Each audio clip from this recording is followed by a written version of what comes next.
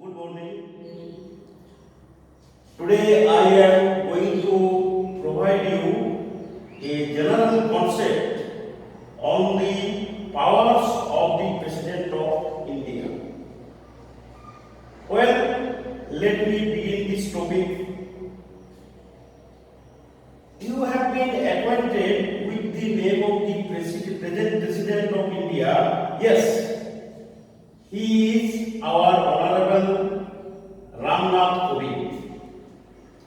He is the constitutional head of the executive of our country. As regards his qualifications, it can be said that to become a president, a candidate should be the citizen of India. Number two, he should be 35 years of age.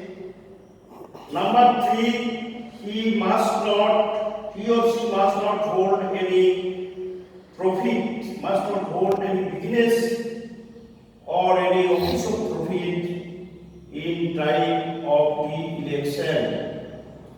Now, how is the President of India appointed? This is one of the most vital questions.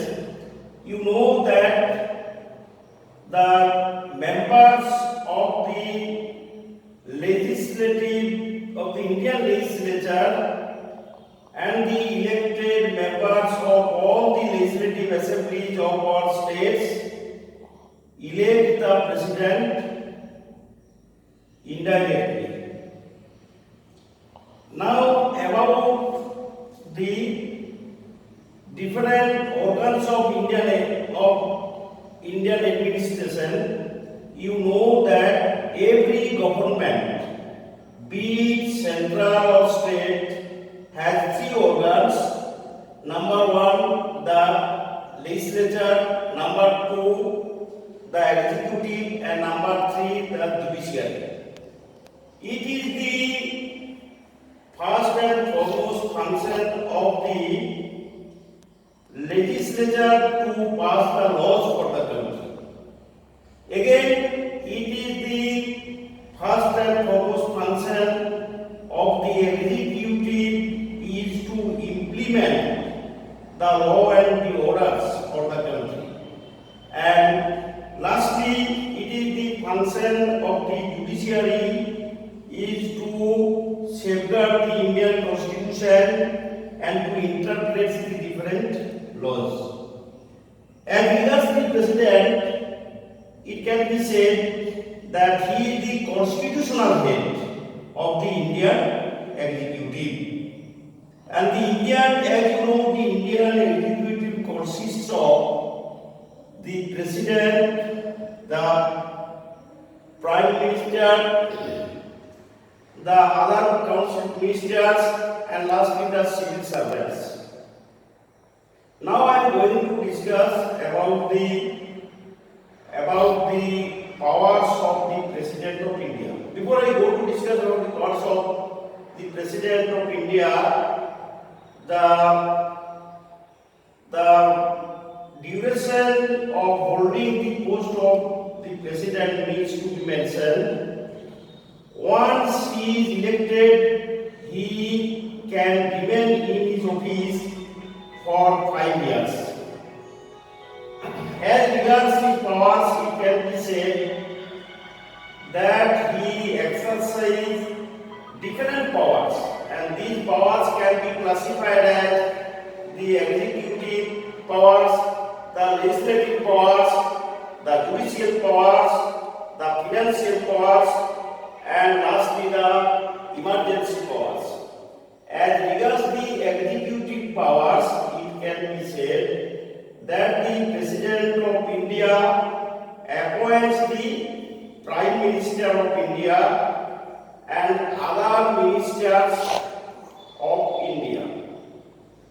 After the declaration of the result of the Lok Sabha election, the President appoints the Chief Leader of the majority party as the Prime Minister. All other ministers by the President. In this way, the Council of Ministers is appointed at the national level. Besides, the President appoints the judges, honorable judges of the High Courts and the Supreme Court of India. Number 3, he appoints the Comptroller General and the Attorney General, and he also appoints the other dignitaries. And he is the overall authority of the armed forces. As regards the legislative powers, it can be said that the President of India grants its permission or approval to pass a law. In other words, it can be said no laws can be passed without the prior approval of the President. Secondly, he nominates 12 members to the Rajya Sabha. Thirdly, he calls the joint meeting of both the houses of the Parliament, and he also calls the joint houses of the Parliament after each general election. These are the legislative powers of the President of India. Now I am coming to the third point. This is the judicial powers of the President of India. The President of India can pardon any guilty persons accused with death sentence or any punishment associated with it, and he is answerable for the exercise of his powers to the courts, except in the case of impeachment. These are the two chief powers as exercised by the President of India. Now I am coming to the fourth point. This is about the financial powers of the President of India. The President of no budget can be passed without the prior permission of the President. He causes the budget. He causes to bring the budget before the Parliament, and no money bill can be passed without the permission of the President. Lastly, I am coming to the last point. This is about the emergency powers of the President of India. This is the most vital power as exercised by the President of India. Number 1, if any state suffers from constitutional deadlock state of affairs, the President take up the administration. If the law and order of any state is threatened, the President can exercise emergency powers and declare emergency.